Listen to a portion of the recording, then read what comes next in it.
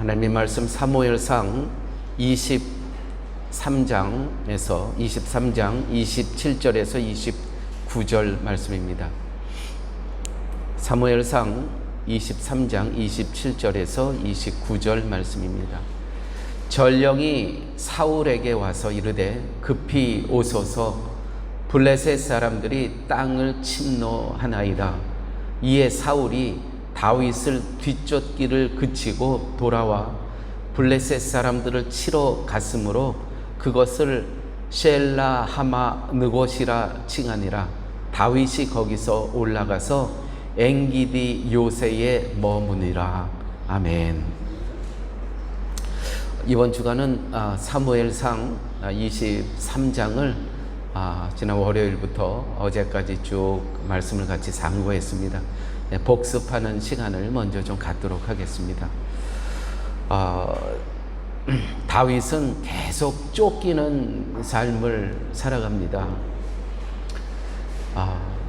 배고픔과 외로움과 또 배신당한 사람으로부터 계속 쫓기는 자의 삶을 살아갑니다. 바로 이것이 광야의 삶입니다. 광야의 삶. 여러분, 광야를 경험해 보셨습니까? 제가 살던 그 LA 근교에 1시간만 나가면은 거기는 광야입니다. 그래서 광야에 1년에 2번씩 성도들과 함께 광야의 밤이라고 해서 2번씩 저희들이 온 성도들이 다 자기 텐트를 갖고 나가서 광야의 밤을 지내고 돌아왔습니다. 그래서 그때 나가서는 이제 천문학자, 마침 제가 저희 교우 중에 천문학자가 있었어요. 그래서 천문학자가 이 우주를 또 학문적으로 또 설명을 해주고, 그래서 정말 그 광야를 체험하는, 광야가 무엇인지를 체험하는 시간을 매해 갖곤 했습니다. 광야에는 정적이 있습니다. 정말 고요합니다. 쏟아지는 그 별빛 아래 그 고요함, 또 바람 소리, 또 광야의 특성은 외롭습니다. 고독합니다. 하나님께서는요, 이 다윗을 광야를 체험하게 합니다. 왕이 되기 전에 연단하시는 거죠. 연단. 그래서 한 인생이 살아가면서 광야를 체험한다는 것은 복입니다. 저희들도 지금 이 땅을 살면서 광야를 체험하고 있습니다. 특별히 저희에게는 파라과이 아순션이라는 이 지역, 하나님께서 이걸 선택해 주셔서 이 광야로 저희들을 보내주셨습니다. 저는 개인적으로 제가 파라과이라는 이 광야를 경험하지 못했다면 한정숙을 만날 수 있겠습니까? 그런 의미에서 이 광야가 얼마나 복된지 모르겠어요. 또 이 광야가 아니었다면, 이 파라과이라는 이 광야가 아니었다면 제가 하나님의 종으로 이렇게 주님의 교회를 사랑하며 섬길 수 있겠습니까? 정말 이 광야는 우리의 인생에서 정말 귀한 것입니다. 여러분 한 분 한 분을 생각해 보세요. 이 광야가 체험하지 않으셨다면 여러분 정말 오늘같이 이 아침에 이 새벽에 여기 나와 계실 수 있겠습니까? 만약에 여러분 계속 한국에 계셨다면 우리 곡진정 집사님이 여기 나와 계셨겠냐고요. 식당 잘 되는 거 같고 고깃집 잘 되는 거 운영하고 계신 걸로 내가 알고 있는데 나올 이유가 없죠. 여기 그런 의미에서 보게 되면 정말 이 파라과이는 축복의 땅입니다. 제가 옛날에 젊었을 때 교사로 있었습니다. 한 교회에. 그때 신동훈 집사도 제 학생이었어요. 근데 보게 되면 신동훈 집사 그때 그 학생들 주위에 아직 많이 여러 명 있어요. 근데 이렇게 새벽 예배 나오는 친구는 신동훈 집사밖에 없는 것 같아요. 왜요? 그 사고를 당했잖아요. 사고를. 그래서 사고를 당해서 정말 하나님께서 살려주셨기 때문에 오늘 여기 있는 거예요. 할렐루야. 광야를 경험하셔야 됩니다. 이스라엘 백성은요 40년 동안 광야의 생활을 하게 하셨습니다. 또 다윗은 왕위로 등극하기 전에 이 광야를 체험하게 하십니다. 예수님도 40일 동안 공생이 시작하시기 전에 광야를 경험하시게 하셨습니다. 바울도 아라비아 광야에 사역을 시작하기 전에 3년을 하나님께 집어넣으십니다. 그런 의미에서 광야는 정말 우리 인생에 꼭 거쳐야 되는 하나님의 복이라는 것이죠. 그일라라는 곳에 이제 23장에 보면은 이 광야의 생활을 하는데 그일라 백성들이 다윗을 찾아옵니다. 지금 이 블레셋 사람들이 자기네들을 공격한다는 거예요. 침략했다는 거예요. 그 침략했다는 소리를 듣고 지금 다윗은 도망자의 신세입니다. 그런데 그 이야기를 듣고요, 이 도망자의 신세에서 하나님 앞에 묻습니다. 하나님, 지금 그일라라는 이 마을에서 이 침략이 들어와서 나에게 도움을 요청했는데 어떻게 하면 좋겠습니까? 하나님께서 가서 도우라고 합니다. 근데 그일라 사람들도 참 이상해요. 이때 당시에 왕은 사울이었거든요. 그런데 이 블레셋이라는 나라가 와서 침략을 하게 되면 보이는 왕에게 가서 도움을 요청해야지, 보이지 않는 다윗에게 가서, 다윗 왕에 가서 도움을 요청해요.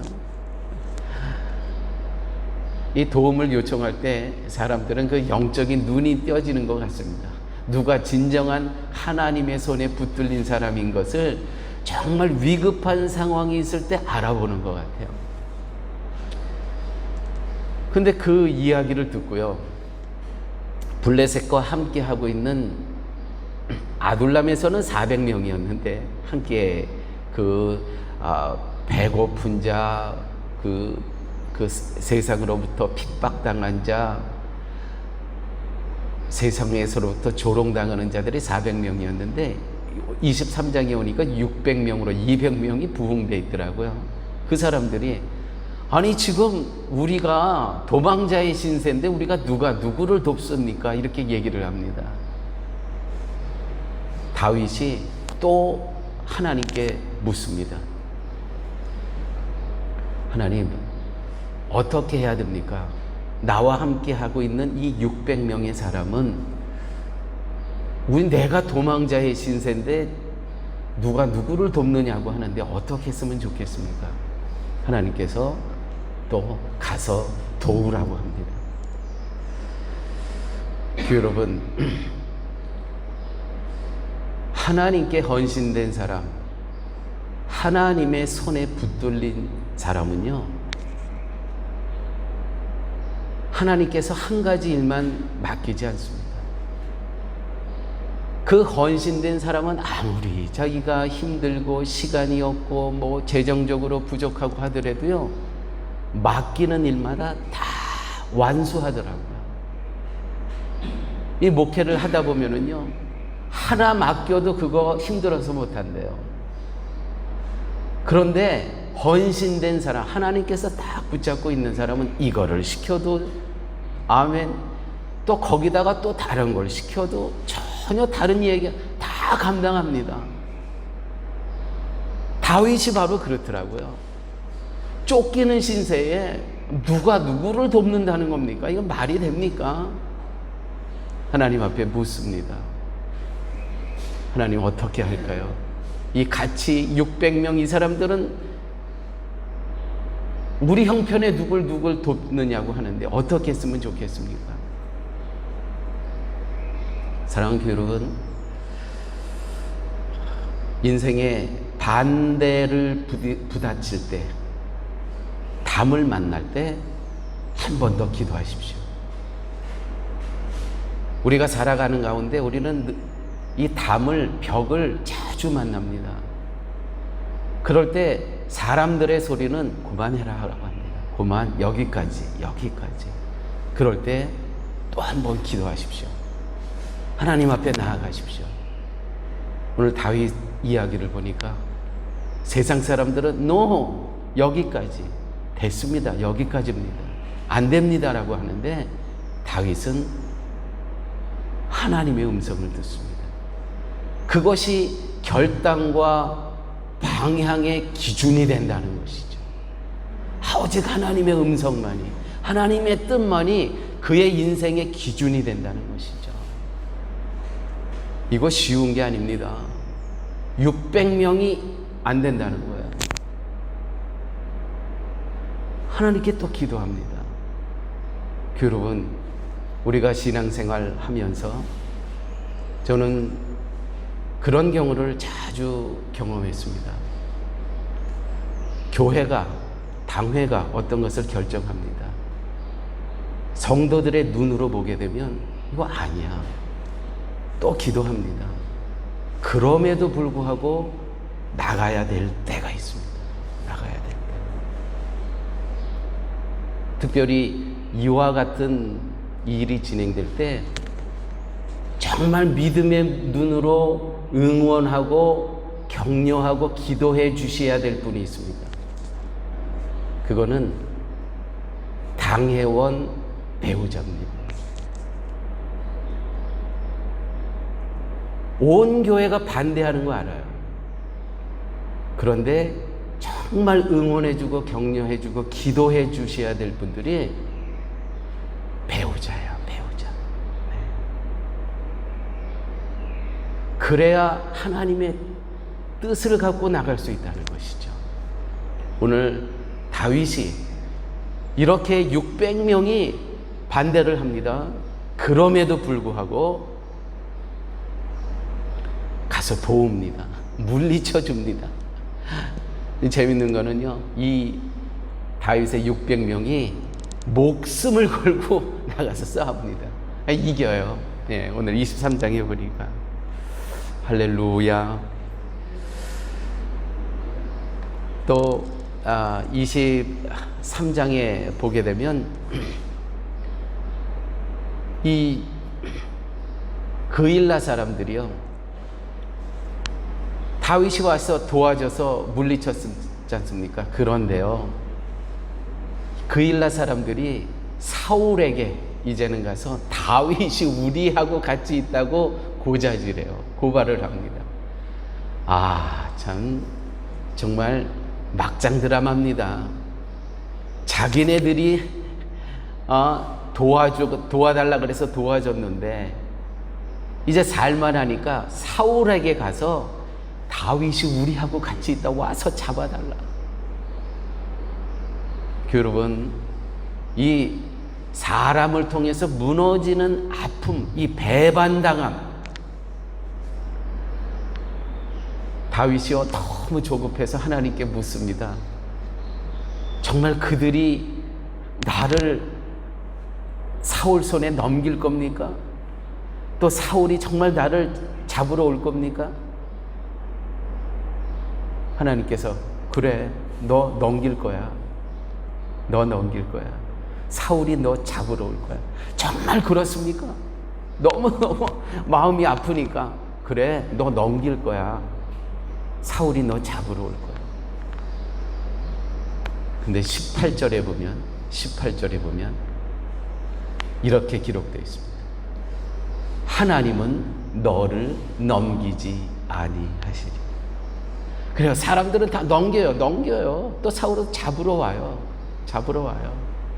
그런데요, 하나님은 너를 넘기지 아니하시리라. 할렐루야. 여기서 하나님이 하시는 일이 있습니다. 분명히 이 일은 넘겨야 되고 또 분명히 넘겨질 것입니다. 다 그렇게 보여집니다. 그런데 결국은 하나님께서는 넘기지 아니하시리라. 하나님이 막으면요, 막을 자가 없는 거예요. 이런 와중에 하나님께서 무엇을 하십니까? 다윗을 왕답게 만들어 가시는 거예요. 이 광야에서 늘 하나님만을 의지하게 하는 거예요. 그 학교가, 이것을 배우는 학교가 어디라고요? 광야라고요. 광야라는 학교에서 이런 커리큘럼이 꼭 있어야 된다는 것이죠. 그런 의미에서 우리가 파라과이 땅에 사는 것이 얼마나 감사합니까? 이 소중한 시간이 있죠. 그래서 그 그일라에서 이제 도망 나옵니다. 이제 사울이 군사들과 함께 잡으러 온다. 그래서 십광야로 갑니다. 십광야라고. 십광야로 갔더니요, 거기서 또 사울을 고발을 해요. 십광야의 그 백성들이 또 고발을 합니다. 여러분, 우리는요, 고백에만 머무는 삶을 살 때가 있어요. 어려움이 오게 되면은요, 그 누가 하나님의 사람인지 알고 그 사람에게 도움을 요청합니다. 우리도 어려움 오게 되면 하나님을 의지하고 예수 그리스도를 바라봅니다. 그런데 그것을 하나님께서 다 피해 주시잖아요. 하나님께서 해결해 주시잖아요. 그 다음에는 모른 척 합니다. 모른 척 해요. 얼마나 그런 경우가 많은지 몰라요. 고백에만 머물러요. 나 당신을 사랑합니다. 그일라 사람들이 그랬습니다. 아, 다윗 정말 당신은 대단합니다. 나 좀 도와주세요. 이 십사람들도 그랬습니다. 자기의 눈에 이익이 보이게 되면은요, 이익이 무엇인가를 딱 생각하게 되면 딱 배신하게 된다는 것이죠. 고백만 하고 그 다음에 그 고백에 합당한 말씀을 실천하는 삶을 살지 않는다는 게 문제인 것입니다. 우리도 삶 가운데 사도신경으로 신앙의 고백을 매주 합니다. 그런데 그 고백에 합당한 삶을 살아내지 못한다는 것이죠. 오늘 본문 27절 말씀 봅니다. 27절 말씀. 전령이 사울에게 와서 이르되 급히 오소서. 지금 이 십광야에 지금 완전히 도간에 든 쥐입니다. 도간에 든 쥐예요. 이제 다 잡혔습니다. 그런데 18절에 보게 되면 뭐라 그랬죠? 하나님께서 너를 넘기지 아니하시겠다는 거예요. 오늘 본문에 보니까 완전히 지금 이 도간에 든 쥐입니다.